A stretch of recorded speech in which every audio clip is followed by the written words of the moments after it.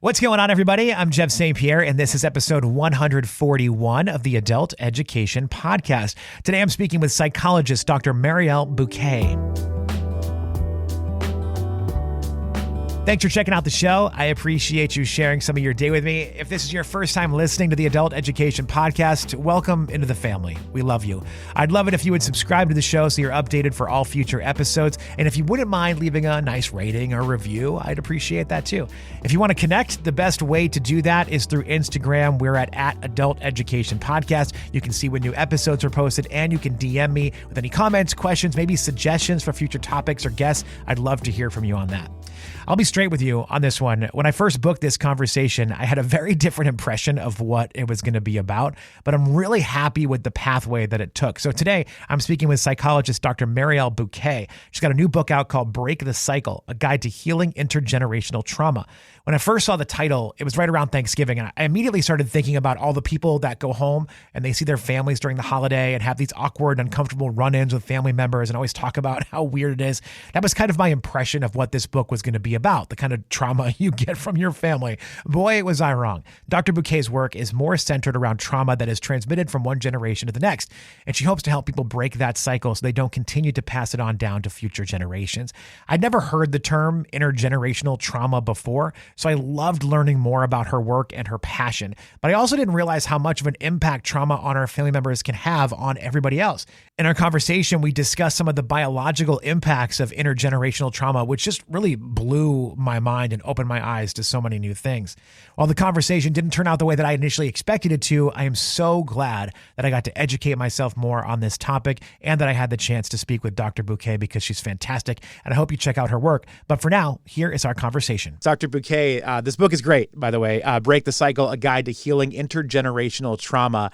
I was looking you up on YouTube to find out a little bit more about you, see what your interview style was like. And I saw that you interviewed a friend of mine, Elizabeth Earnshaw. Oh, Liz. I love Liz. Yeah, how wonderful that we have a connection. Yeah, her sister used to live in Baltimore, so I got to know her sister. And then when I started the podcast, she was like, you should talk to my sister. And I was like, okay. And so Liz and I have kind of become online acquaintances over that. But yeah, what a wonderful conversation you had with her. That was really a treat to listen to. Good to hear. Good to hear. So tell me a little bit more about yourself. Let's start from the beginning. Where are you from? Where did you go to school? Like, how does this whole thing work? A bit about myself. So I am an Afro-Dominican psychologist. I always lead with that because my identities really also matter to me in reference to the work that I do. The specific area of psychology, as you may have guessed, that I specialize in is trauma, and intergenerational trauma is a more specific core area of my work.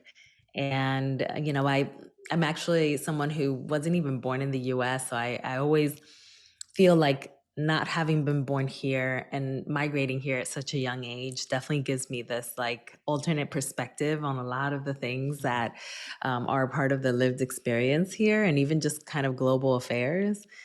So the work that I do and the work that, I kind of integrated into this book is really one in which I think a lot of those different perspectives and points of view that I've been able to accumulate across the years from just the multitude of my identities, my training, all of that is, I think it's reflective in the book.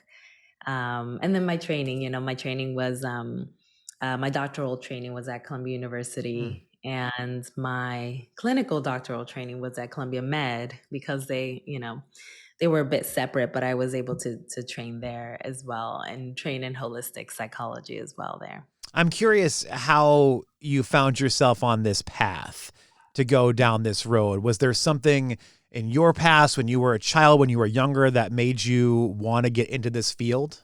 I actually had to reflect on that. And I had to do it once I was actually already a doctor in psychology because I kept getting the question like, well, what got you into this? And I didn't really feel like I had so much of a concrete answer. I mean, there was an actual path that I followed, but that came later in life. I actually went into psychology as a second career. But prior to that, I was actually working in journalism, really in advertising, because I was separated from my dad for almost all of my childhood due to immigration law. And I always just wanted to feel closer to him and connected to him. And I think I subconsciously just adopted the profession that he had in the Dominican Republic, which Mm. was he was a reporter there. And so I, just got into journalism and really didn't feel very fulfilled. So eventually I started volunteering back in my hometown of Newark, New Jersey. And simultaneously, I had started going to therapy. And the work in the volunteer office and everything that I was doing within my community started looking more like mental health related. Mm. But also in that first therapy session, that therapist actually said to me, "You're really psychologically minded. You should consider being a therapist." And so he, kind of spent the rest of our sessions just like nudging me in the direction of going back to school. That's so interesting. I always love stories where people don't realize what kind of talent they have until somebody else points it out and then kind of puts them on that path to get there. Yeah. I always find that so fascinating that you have all of this skill right there inside of you that you didn't even know you had until somebody was like, "Hey, wait a second." Yeah. I mean, I consider myself to be so lucky because I would have never even thought of this as being a career for myself. Like, Mm. I think coming from a background like my own, and no one really ever talked about therapy at all. I mean, Right. I think a lot of older generations didn't, period. But it definitely was the case in my life. And it made it so that I didn't even get exposure to the possibilities of that career. So I was really lucky. But the reason why I say that I tend to reflect on this question now a lot more is because I realized for myself that there were a lot of moments within my infancy and my childhood where I was actually feeling very emotionally connected and perhaps even responsible for a lot of the people around me. Mm. Like I would, if someone was crying in a grocery line, I would feel such deep empathy for them. And I would want so badly to eradicate their pain. And I remember thinking, well, how can I help? How can I make it so that people don't feel this Mm. way? And I thought of all the possibilities, but psychology. I thought of, going into immigration law. I thought just anything you could think of to help people, but just never psychology. And so I do feel like there was a part of me that was already very much in the connected to wanting to be of service, but I just never really knew how to kind of create that world for myself. It's interesting the way you describe that because my daughter, I have a 3-year-old daughter, and Mm. we joke that she's an empath because she will stop everything. If she sees or hears someone crying near her, she will drop whatever she's doing and walk over to them. And she doesn't know what to do or what to say. She's 3, but she Yeah. walks over so inquisitively, like, "I don't know what's going on. Why are you sad?" And she'll ask us the question, "Why is that person sad?" And it's just so interesting how she picks up on that emotion so quickly. Whereas so many of us will just walk right by, right? Like you're in the grocery store, you see somebody cry, like a kid crying, you don't think about it. My daughter wants to know what's going on. Like she walks right Mm. up to that kid, probably to their annoyance, but she walks right up to them and gets in their face and just has this such concerned look like, what's going on here? Yeah. Oh, that's so beautiful. And I love that you're able to capture that for her and see it for her. Because that's the thing is that sometimes, kids such as myself tend to be categorized as maybe being like a little bit sensitive. I was categorized as being very quiet and easy, an easy kid. Like everyone always told me, like, we don't even realize that there's a child in the home because she's so quiet. And Mm. really, what was happening was that I was very much a sponge and just taking in a lot of my environment. I was very much kind of an observer of my environment. And so as a result, it made it so that I really soaked up a lot of the emotion and a lot of the data that was around me. And that helps me immensely as a psychologist. Like, I feel like I'm such an attuned clinician. I am so present. I feel, like it allows me to really see multiple layers and nuance in a person's story in a way that I think perhaps I wouldn't be able to have had I not had that very innate kind of part of me.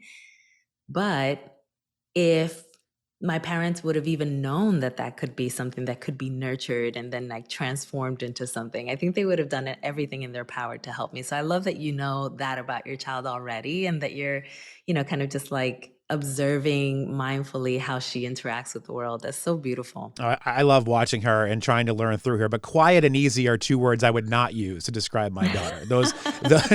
Her personality. We've been told that she is a passionate person. I think that's a nice way of saying a little bit much, but we love her. We love her. She's fantastic.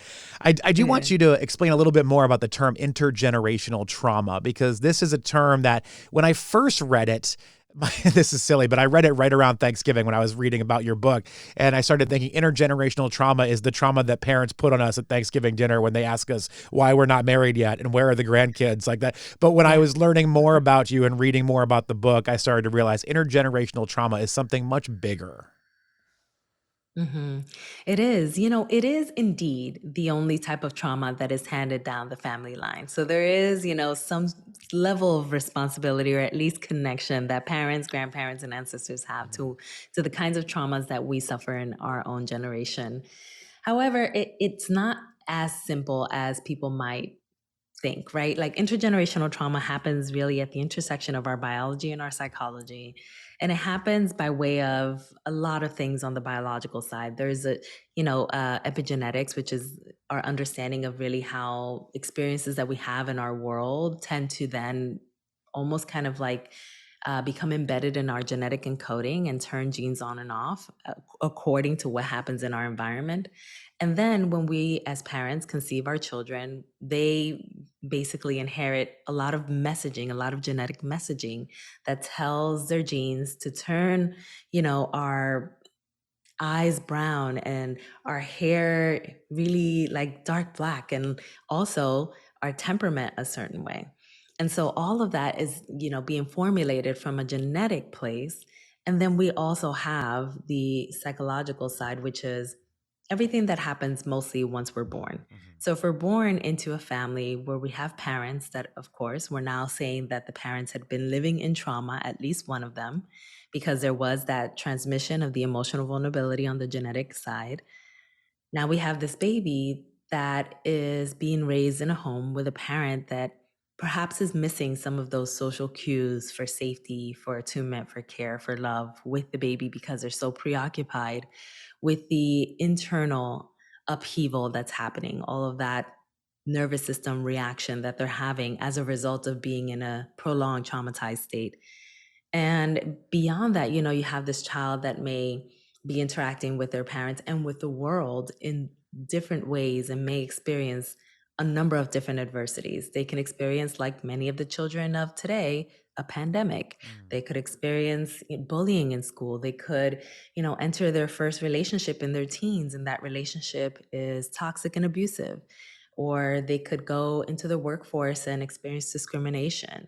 And the list goes on and on. But what happens in those moments is that should the adversity impact that person enough, whatever emotional vulnerabilities were there from a genetic place or from a biological place could get triggered, and they can then develop trauma symptoms.